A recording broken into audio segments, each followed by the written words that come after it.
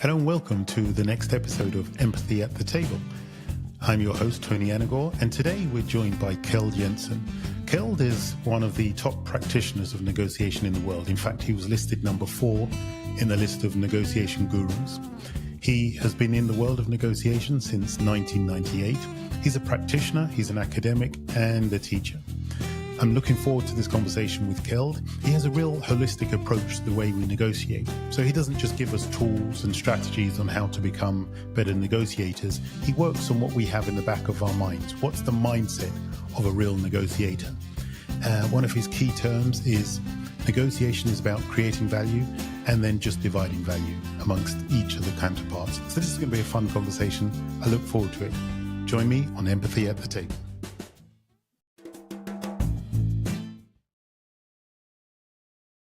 Afternoon, good evening, Keld Jensen. How are you today?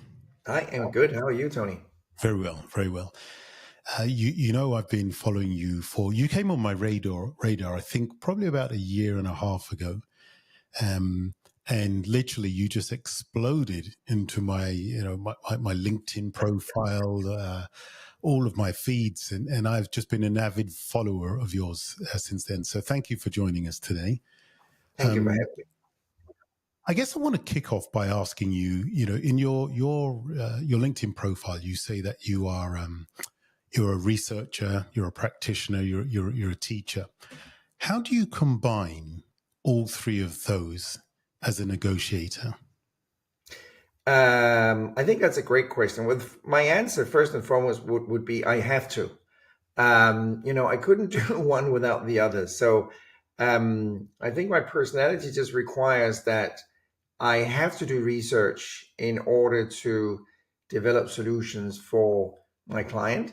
And then I both have an extrovert and an introvert side. So that means that I need to be out on stage and delivering keynotes and working with clients and students at university. But at the same time, I also once in a while need quiet time. So that perfectly fits in with me writing based on research. And I would say the writing part for me is also developing and make me learn. So in order to write, you have to study and research. So when I'm releasing a book, that is a result of month and years of preparing and studying and writing. So to me, it's really a learning process as well. So for me, I guess it's very different from one individual to another, but for me, it's like a perfect triangle. So do you actually get to, you test out your hypotheses in the real world, go back, tweak them, and then when you're finally confident that this is actually what works, that then goes into the book and into your teachings? Exactly. I have the privilege of being a professor at 4 different universities. So even before going out in the real world, I can test it on students. So, will that approach work? Will that question work? Will that mathematical model work? And then, when we've proven it works, and typically write some kind of research paper on it, then, we tend to put it into one of my books and then dump it on our clients as well. Yeah, you said one of your books. I think I read somewhere, is it 38 books you've written? No, far from it. I am published in 38 countries. But doing my 26th book is the one coming out in August, the 103 Elements on Wiley this year. 26 books in 38 countries. Yes. Wow. So when did you start? What was the first book? 1998. A book called Negotiation that was published in Scandinavia. It never made it outside Scandinavia, but it was my first attempt to write a book on negotiation. And the fun part, Tony, is that I was rereading this book just 1 or 2 years ago. And I was embarrassed. I thought it was terrible. And a lot of the conclusions in the book I disagreed with when I was reading it now. But I don't think it was that bad in 1998. It was praised a lot and did really well. But what actually occurred to me is that negotiation is a moving target. So in 1998, if we think back, internet wasn't that big a thing. Virtual conferences wasn't that big a thing, if it at all existed. you wouldn't really have the whole technology and virtual side of negotiation. So you would predominantly still be meeting face to face. And recent studies we did together with World Commerce and Contracting, Tony, actually identified that 70% of all negotiations today are predominantly or completely conducted virtually without people meeting face to face, which Wow. actually honestly shocked me a bit, being a big fan of face to face meetings. So anyway, back to my point. So negotiation as a science have changed a lot, I realized, since 1998. Hmm. Let's talk more about you, because this podcast is all about how we bring ourselves to a negotiation. And I think I read somewhere you said that what was it, we negotiate 8 to 10,000 times a day. I mean, that's like 20 to 30 times a day. Oh, You know, yes. at what point did you realize that, this is something that you really need to get your teeth into and bring something of value to the world? Well, up until 1998, I was in the tech industry, and I have been in sales and marketing, and ended my career in the tech industry as a CEO of a public company in Stockholm, in Sweden. Hmm. And the fun part is, Tony, that I was actually unconsciously incompetent in the science of negotiation, Mm. as a lot of executives are, by the way. And my former partner, who's unfortunately is not among us anymore, came to me, and in less than 2 hours, he moved me from unconsciously incompetent to consciously incompetent, which is a terrible wake up call, because suddenly you realize that you are not good at something you thought you were good at. Mm. And that made me realize that negotiation is such an important part of every human's life. And yet, many people have never had any formal training in it. So I was heading this big company and had never received any formal training in negotiation. Had basically no idea on how to do it correctly, didn't know what I was doing right, and didn't know what I was doing wrong. So, short version, I left the tech industry and moved straight into consultancy, advisory, and training in negotiation, and has been living and breathing negotiation ever since, because it is such a tremendously important skill set for all of us. Mm. There was just a study released a few days ago here in the US, published in Forbes magazine, that was listing the most important skill for top 25 bracket income groups in the US. And once again, no surprise to me, really, negotiation was absolutely on the top as number two. Mm. So it was the second most important skill for everybody working in top 25 income bracket. And it just, again, it just supports every study we're seeing from everywhere. World Economic Forum, Baines and Company, McKinsey and Company, Stanford, Harvard University, you name it.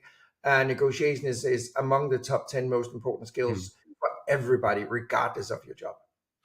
I think that the challenge, certainly I come across this, is in people's individual definition of what negotiation is, because there's so many different strands of negotiation. I know in your work you differentiate between a commercial negotiation and hostage negotiation, for example. Mm, right. So before we go into your definition, I'd Mm, like to kind of see whether, have you come across any specific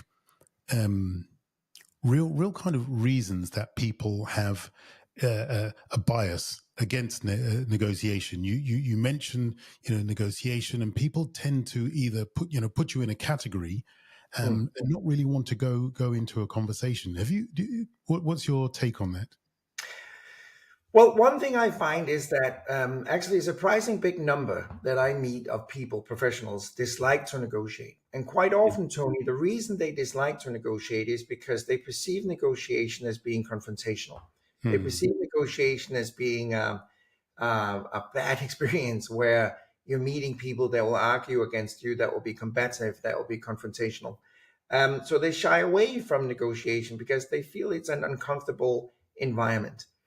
What I'm claiming is that we actually have to revisit what negotiation is and isn't. Because back to what you said, I am a commercial negotiator. Don't call me if there's a hostage thing going on. I wouldn't know what to do.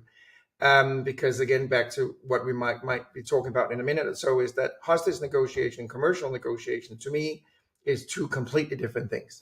Hmm. So I meet a lot of people who may not understand what negotiation could be and should be, and really see negotiation as a pure zero-sum positional game.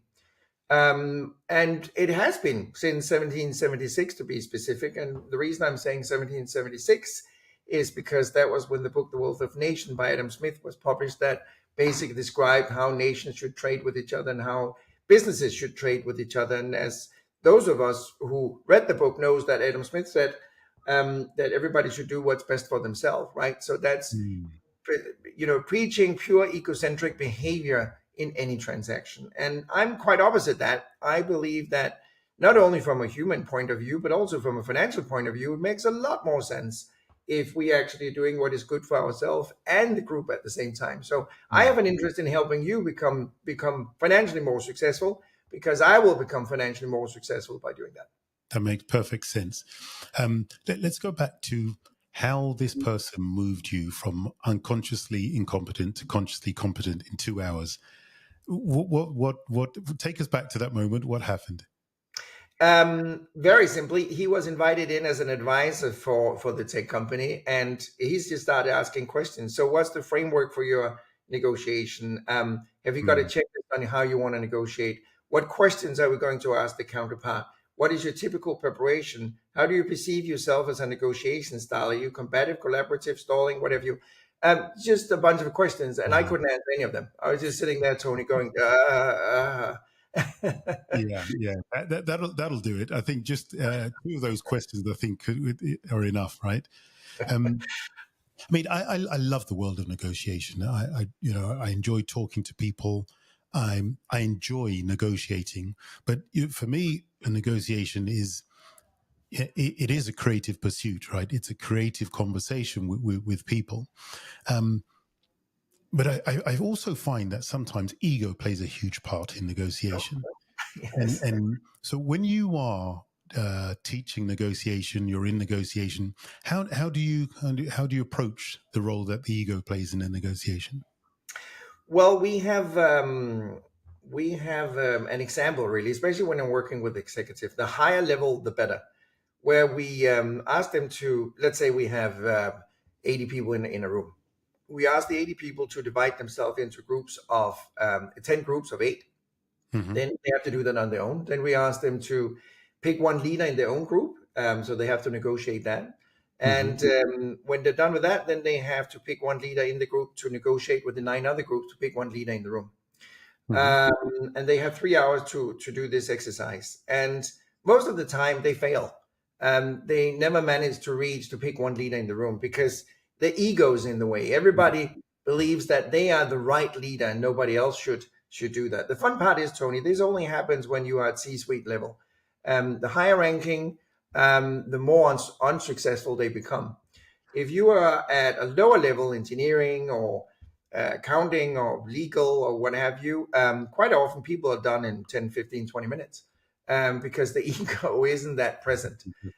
So you are spot on. Ego is a huge thing. And what I typically say as well is that we have to remember that all business is human, right? What I mean by that is negotiation has never happened between two companies. It happened between Tony and Keld. That was what happened. And if Tony and Keld likes each other and appreciate each other and trust each other, we will potentially be very successful. But if we don't like each other, don't trust each other, and don't really want to work together, perhaps we walk away and there will be no deal.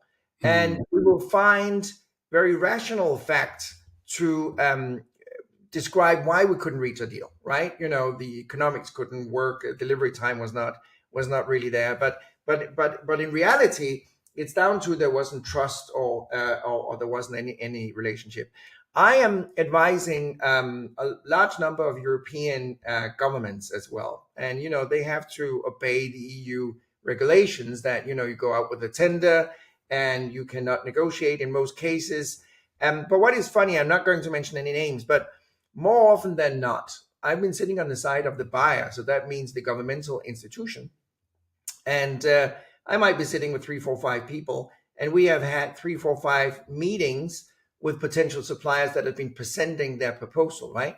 And I can tell you, Tony, what happens every single time is that the group of buyers from the governmental institution when the last supplier has left, they all agree that we like supplier B the most. Now, supplier B is not the financially most competitive and product-wise most competitive, but he or she is the one we like the most.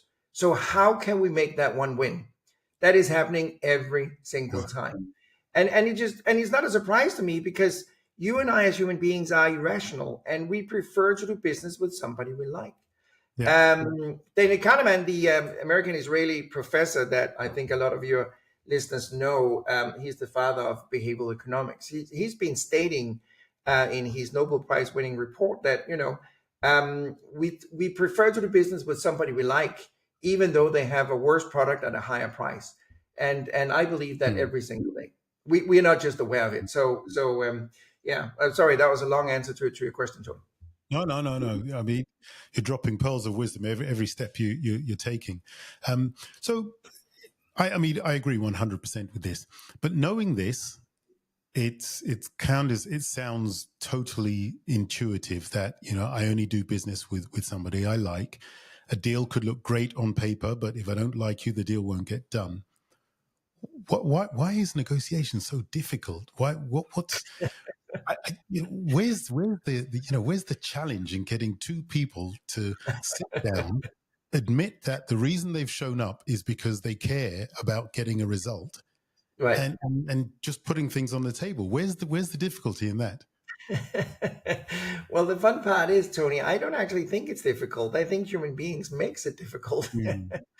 I have a slide that I normally use to wrap up a training program, a workshop, or whatever. And quick summary: the slides basically says that the requirement to be successful in any collaboration is openness, transparency, trust, likability on one level, and on the other level, it's required that you have knowledge, you have authority to conclude a deal, you have the experience, blah blah blah, what on and so.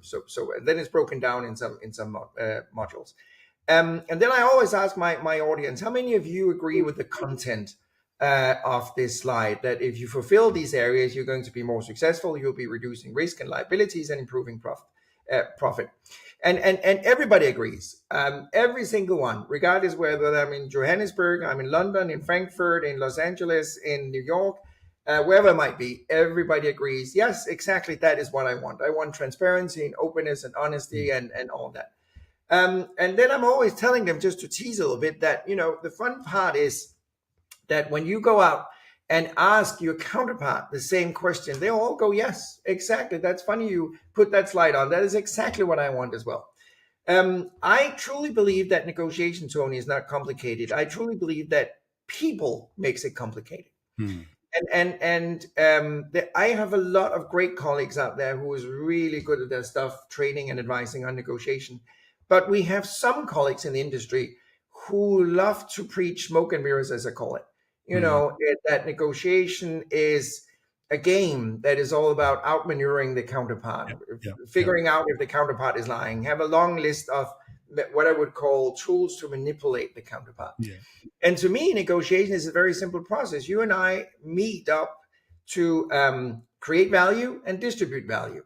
And the best way to do that is actually work together as a team. So developing the value is teamwork. Distributing the value is the negotiation. So we have to understand the process. And sometimes I meet people who are saying, well, what you're preaching is actually very, very, very easy, because it's teamwork. Negotiation can't be that easy. And I'm saying, well, imagine if it is. Imagine if negotiation is actually not a war. Imagine if it's actually not uncomfortable. Imagine if we actually sit on the same side of the table to make 2 + 2 equal more than 4. Now, Tony, I'm not naive. We can't do it all the time, because, we meet people we don't like. We have competition. There could be a range of reasons why we can't do it all the time. But imagine if we could do it 50% of the time and even become financially more successful doing it. I mean, that would be remarkable, wouldn't it? Of course. There's something I'm picking up from you, Keld, is that, so you say people make negotiations complicated, which I agree with. But at the beginning, you described yourself as an introvert and an extrovert. When somebody describes themselves in these terms, that indicates they've done some work on themselves, right? They know who they are.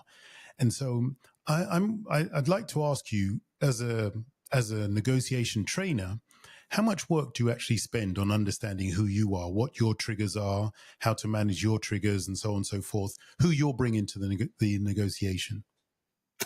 I would say I have spent a fair amount of time trying to figure out who Mm, I am and how I react. I think it's very important to understand the emotional intelligence behind you. You know, why do I react this way when I meet this type of individual? mm, Why do I get concession orientated when I meet um, that individual? Why do I get aggressive when I meet that individual? Why do I get offended when somebody says that? If you do a little bit of exploration into yourself, which is not easy, but if you do, you'll find some of those triggers that make you react in a certain way.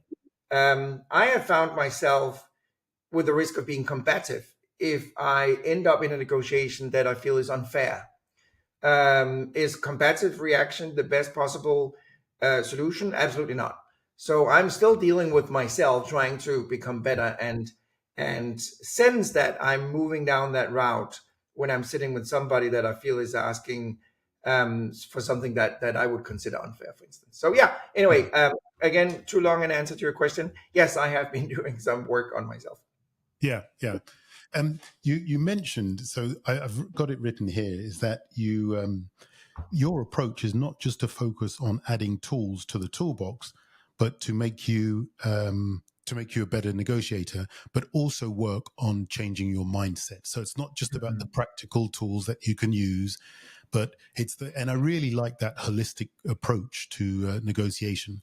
Has it always been like that for you, or has it changed over the time that you think the more holistic approach has become more prevalent? Wonderful question. I think it is a development. If I go back in 1998, it was more tool based. Hmm. It was more just focused on create the right agenda, ask the right question, read the counterpart, do your preparation right. You know, all the basics really that I would call the basics today. That have kind of matured into understanding that negotiation for first and foremost is a management strategy. Hmm. It have to be embraced at the top level of every organization. Yeah. An organization needs a negotiation strategy, just like they need a communication strategy, a go-to-market strategy, or sales and sales strategy and HR strategy and what have you. So the holistic view, as you mentioned, is incredibly important, combined with the toolbox. Hmm. And we actually always start both advisory assignments and training courses by saying this is not so much a training course in negotiation that will equip you with tools, but more a changed mindset on how to negotiate. Hmm. I like And that. I like. without any exception, Tony, people are leaving our training course with a very different view of negotiation compared to when they entered the training course. Because negotiation training today, people have a perception that I will arrive and then I will spend 2, 3 days on getting a number of tools on how I can win negotiation. Yeah. Yeah. And that's all nice and dandy, but sometimes it's a little bit more pop culture than it's really effective, right? Yeah. And that's why we see some authors out there that are very successful preaching something that sounds cool and they have a great fun background and people are excited about it. But sometimes I question how much of that is actually really compatible with the world of commercial negotiation. And I have to emphasize my expertise is commercial negotiation. Back to Yeah. what I said earlier, if you call me for a lot of other negotiation, I might struggle. I'm Yeah. struggling with my kids every day, negotiating with them. You know, Yeah. that's Yeah. Me too. Yeah. I actually had on the podcast, I had a hostage negotiator, somebody who he wore with him like a key ring, and at any point in time he could get a call and he would have to fly to Nicaragua or fly somewhere else to literally get involved in a hostage negotiation. And he teaches business negotiation, and he says, you know, a lot of the stuff that you read or you see on TV or you hear would not work. yeah, It's all sensationalized. That if you used any of these tactics or techniques in a real live negotiation, if it was a hostage one, you'd be dead before you got the second word out in real life. I mean, and this is someone who does it for a living. So I Sure. definitely agree with you that Yeah. there are platforms that have sensationalized Yeah. some parts of negotiation. And in some ways, it's good because it's brought negotiation back onto the back into the forefront. But in some ways, you get people showing up thinking, right, you're going to make me a better salesperson. You're going to make me better at manipulating other people. Did you find that? Oh, absolutely. I unfortunately, some people take their negotiation training from a Hollywood movie, Yeah, and yeah, that is yeah, not always useful. yeah. Keld, you also said, and this was a shocking statistic for me: 42% of Mhm. value gets left on the table. All right, so Yes. I've got a double question. Firstly, how did you research that and quantify that?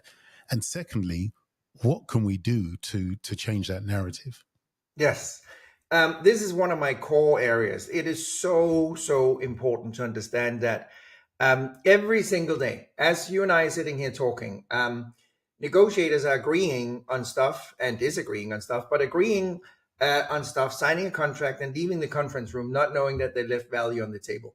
They don't Hmm. identify, they don't realize it, they don't utilize it. And the great part, Tony, is it's really not rocket science.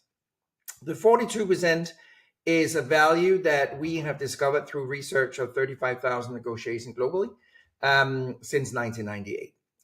And what we did was we looked at a negotiation, the variable being negotiated, and then we looked at the asymmetric value between the two parties. The asymmetric value is the difference between my cost and your value, or my value and your cost. Hmm. Example, delivery time. If I'm a buyer and I require that you should deliver in 3 weeks, typically the two parties are not disclosing their cost and benefit of the delivery time, right? So I may be going out to the market with a tender saying, Tony, I want delivery time in 3 weeks. You're not challenging that. You're just thinking, all right, I can do that. It will cost me $100,000. Now, my benefit of getting it in 3 weeks may only be $50,000. So I'm putting a higher cost on Hmm. you than my benefit might be. That's the asymmetric value. If we had an open, transparent dialogue regarding the cost, and we figure that out that your cost is 100,000 and my benefit is only 50, perhaps we shouldn't do 3 weeks delivery time. Perhaps we should go to 6 weeks where you would have zero cost and my benefit would be lower, but we would then make sense if you know what. Hmm.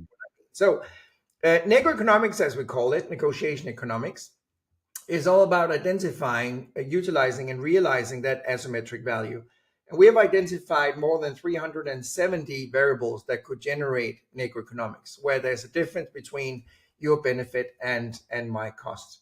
And it goes without saying that that value is existing in every single, that's a promise, every single commercial negotiation, because the negotiators are either not open and transparent, they are negotiating in a positional, in a very positional way. They have not developed and matured the variables. That's another thing. Hmm. Many commercial negotiations have not expanding the real number of variables that are negotiable. Typically, they are negotiating 6, 7, 8, 9 commercial variables. In reality, you might have 30. We were just doing an assignment with a big construction company in Europe. They were negotiating on less than 7 commercial variables. We did a brainstorming session with them where they themselves were sitting and thinking out of the box. They ended up at 130 and qualified 30 of those 130 to start negotiating on, and doubled their earnings just by doing that. I repeat, doubled their earnings. So there is so much value out there, and it's actually great news, because every single organization on earth have the opportunity of improving their bottom line simply by looking into asymmetric values. What I love about what you're saying is, I mean, I've researched you and this has been backed up. I mean, I've seen clients of yours who have actually put a numeric value. I think there's one chap said he saved, or no, yeah, he was able to take an extra $500,000 worth of value off the table just from what you taught him. So, I know your stuff works, and you're one of those practitioners that walk your talk. So you were voted the fourth top negotiator in the world. You took some scalps. I mean, you were ahead of Robert Urey, the Godfather. You were ahead of Deepak Malhotra. What did you do? What is it that Keld does that makes him one of? And I think you were just below, like Brian Tracy. I mean, that's fantastic. What have you done? What's the body of work that has put you in that position, such a lofty position? Well, first and foremost, I'm very humbled by that position, and I would even argue if that's fair when you compare it to giants like Dr. Dan Shapiro from Harvard and Urey and people like that. I think I think that if I should take a little bit of a holistic view, I think that we sometimes do not recognize the real giants in the world of negotiation. And sometimes, just like like in other parts of life, we have a tendency to celebrate those who do something that is easy to understand. And sometimes when we look at the real giants, it may be hard to understand what Dr. Dan Shapiro or William Urey is doing for the general audience, and a lot of the other really great gurus that is on that list. And I think some of them deserves more recognition that they're actually getting. That's one side of my story. I'm obviously very humbled and honored that I am ranked on the list. And I would say that I'm very sincere and believe in what I'm doing. And as I said earlier, Tony, I breathe and dream about negotiation. It is a mission to me. It's not a job, it's a mission, because I know, I feel, I've experienced that we can improve and develop human beings to do so much better. And I mean, if you look around the world right now, we're not doing that well in general. Crisis and conflicts everywhere. And part of that reason is that we need to get better at negotiations. One of my new favorite topics, Tony, is actually women and negotiations, because we have seen through studies that women, I'm generalizing, approach negotiation differently than men. I'm generalizing. They're less combative and more collaborative. The ego is not as big and the empathy is higher. And, when I see a picture from an international negotiation, there was one recently with Ukraine on one side and EU on the other side. It was a bunch of middle-aged white men on both sides of the table. And it was impossible to find a woman in the room out of perhaps 15, 16, 17 men. And I think we have to stop for a second and realize there's something wrong, because I've been doing this for many years, and I can see every single time we have mixed genders, women and men, to an equal number in a team, they outperform teams that are completely or predominantly men. I don't even know why I got into this chapter here right now, but it's just really important that we understand how important negotiation is and how much better we can do it. And I think that's what makes me tick and get up every morning. That's fantastic. When I was looking, at your profile and doing the research, I thought to myself, this guy could have been a politician. He could have been a rocket scientist, but he chose to be a negotiation trainer. And now I get why, right? Now I get it. You're very genuine. You really are committed to your trade, and you're really looking to add value to the world. Tell us, what is it that you're working on right now? What's the big thing, and how can people find you?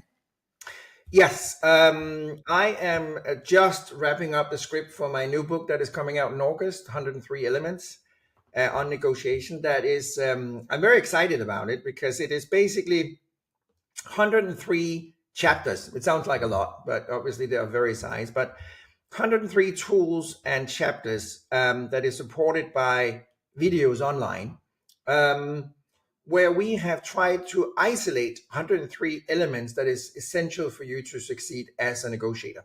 And some of your listeners might be sitting there now, Tony, and thinking, why 103? Why not 105, 101?